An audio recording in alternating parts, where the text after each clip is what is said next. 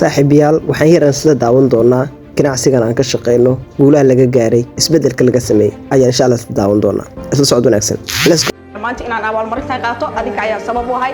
adinka ayaa ii suurtageliyay waxaan idin leeyahay dhamaantiin waa mahadsantiin waxaan kaloo u mahad celinayaa dowladnimada qaaliga ah ee dal iyo dibad meel walba ay joogaan caalamka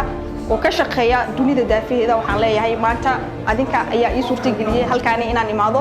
oo magacayga iyo masabkayga halkaan aan ku imaado dhamaantiin waxaan idin leeyahay waa mahadsantiin waxaan leeyahay ummadda kale ee Soomaaliyeed meel walba ay joogaan waxay ka faa'iideysan karaan kambanigani caalamiga ah ee Tianchi International Company